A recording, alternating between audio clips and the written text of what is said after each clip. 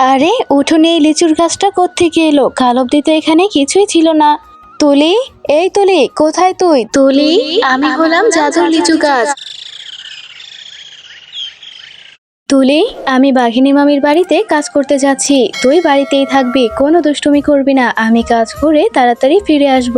আচ্ছা মা, তুমি ফেরার সময় আমার জন্য কয়টা লিচু এনে দিও, আমার খুব খেতে ইচ্ছে করছে। না রে মা, আমি তোকে লিচু কি করে এনে খাওয়াবো বল? বাঘিনী মামি আমাকে মাস শেষ না হওয়া পর্যন্ত যে টাকা দিতে পারবে না। মাস শেষ হলে আমি তখন তোকে লিচু এনে খাওয়াবো, কেমন? আচ্ছা মা, ঠিক আছে, মাস শেষ হলেই তুমি আমাকে লিচু এনে দিও। আচ্ছা ঠিক আছে তুলি, আমি এখন কাজে চলে যাই, আমার দেরি হয়ে যাচ্ছে রে মা। মা তো বললো আমাকে লিচু এনে দিতে পারবে না। আমি যাই মিনিদের বাড়িতে, মিনিদের বাড়িতে তো লিচুর গাছ আছে, যদি আমাকে একটা লিচু দেয় তাহলে আমি সেটা তৃপ্তি করে খাবো। কি রে মিনি, তোরা আজ মাঠে খেলা করতে গেলি না কেন রে? ও, তোরা লিচু খাচ্ছিস? জানিস আমারও না লিচু খেতে অনেক ইচ্ছে করে, কিন্তু আমাদের তো আর লিচু কিনে খাওয়ার মতো সামর্থ্য নেই, তাই ওভাবে লিচু কিনে খেতে পারি না। তুলি, তুই লিচু খাবি? আমার মাকে বললে আমার মা তোকে একটা লিচু দেবে। চল আগে তাহলে আমরা খেলা করে আসি।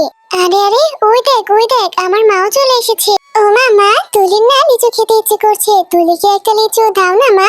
এই ছোট লোকের বাচ্চা, তোকে না করেছিলাম না আমার বাচ্চাদের সাথে খেলা করতে? গরিবের মেয়ে হয়ে লিচু খেতে এসেছে, তোকে আমি কিছুই দেব না, এখান থেকে চলে যা বলছি। ও কাকিমা, একটা লিচু দাও না, একটা লিচু দিলে কি হবে? তোমাদের তো অনেক লিচু আছে, আমি তোমাদেরকে আমার মায়ের কাছ থেকে টাকা নিয়ে দেব।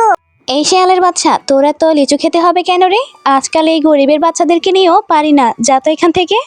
আচ্ছা কাকিমা, আমি আর কখনো লিচু খেতে চাইবো না, আমি এক্ষুনি তোমাদের বাড়ি থেকে চলে যাচ্ছি, আমি আর কখনো তোমাদের বাড়িতে আসবো না। এরপর তুলি মন খারাপ করে মিনিদের বাড়ি থেকে চলে যায়। আমাকে একটু বোঝার মতো কেউ নেই, আমাকে কেউ এক মুঠো ভাতও খেতে দেয় না। ও বুড়িমা, তুমি এখানে বসে বসে কান্না করছো কেন? দাদু ভাই, কি বলবো, আজ 2 দিন ধরে আমার পেটে কোনো দানা পানি পড়েনি, আমাকে যে কেউ এক মুঠো খাবার দিয়েও সাহায্য করে না। বুড়িমা, তুমি খাবার খাবে? তুমি চলো আমার সাথে আমার বাড়িতে, আমি তোমাকে ভাত খাওয়াবো, আর আমার মাও বাড়িতে নেই। না রে মা, তোর মা নাকি বাড়িতে নেই, আমাকে নিয়ে যদি তুই খাবার খেতে দিস তোর মা পরে তোকে মারবে রে দাদু ভাই।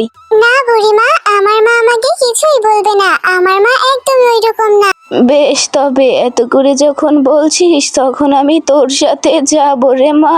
কি রে মা, তোর মনটা এত খারাপ দেখাচ্ছে কেন? তোর কি হয়েছে? বুড়িমা, জানো আমার না লিচু খেতে অনেক ইচ্ছে করছে, বাজারে কত সুন্দর সুন্দর লিচু উঠেছে, কিন্তু আমার মায়ের যে লিচু কিনে দেওয়ার মতো সামর্থ্য নেই, তাই আমার মা আমাকে লিচু কিনে দিতে পারেনি। আমি লিচু খাওয়ার জন্য মিনিদের বাড়িতে গিয়েছিলাম, কিন্তু মিনির মা আমাকে অনেক বকুনি দিয়ে তাড়িয়ে দিয়েছে। ও, তাহলে এই ব্যাপার। থাক দিদি ভাই, তুই এত মন খারাপ করিস না, দেখিস তুই ঠিক লিচু খেতে পারবি। এরপর বুড়িমা খাবার খেতে শুরু করে। মারে, খুব মজা করে ভাত খেলাম, এই নে আমার থলেতে এই বীজটা ছিল, এই বীজটা থেকে লিচু হবে, এই বীজ তুই তোদের ঘরের উঠোনে রোপণ করে দিস।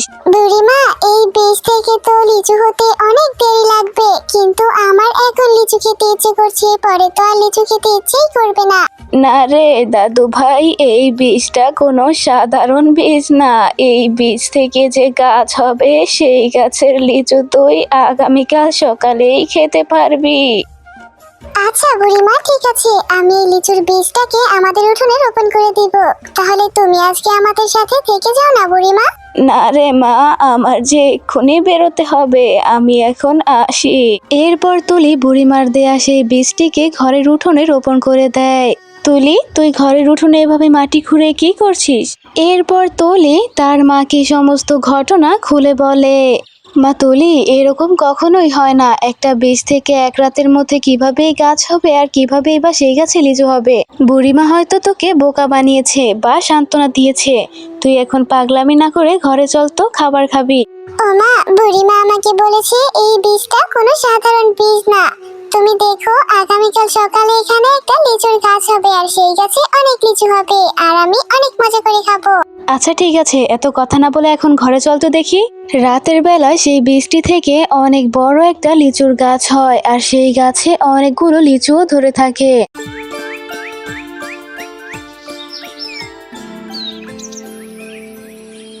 আরে উঠোনে এই লিচুর গাছটা কোত্থেকে এলো? কাল অব্দি তো এখানে কিছুই ছিল না। তুলি, এই তুলি, কোথায় তুই? দেখে যা তো একটু। মা দেখেছো বুড়িমার দেয়া সেই বীজ থেকে এত বড় একটা লিচুর গাছ হয়েছে। এই গাছে কত লিচু ধরে আছে, আর কত লোভনীয় লিচুগুলো। আমি এখন এই গাছে লিচুগুলো খাবো, আমাকে একটু পেরে দাও তো দেখি। তুলি, আমি হলাম জাদুর লিচু গাছ। কালকের পুঁতে রাখা সেই বীজ থেকেই আমি হয়েছি। আমার এই গাছের লিচু কখনোই শেষ হবে না। এখান থেকে তোমাদের যত খুশি তত লিচু খেতেও পারবে, আবার এই গাছ থেকে লিচু পেড়ে বাজারে বিক্রিও করতে পারবে। এতে তোমাদের আর কোনো অভাবও থাকবে না। তুমি জাদুর লিচু গাছ, তাহলে তো আমার যখন ইচ্ছে আমি তখনই লিচু খেতে পারবো। কি মজা, কি মজা।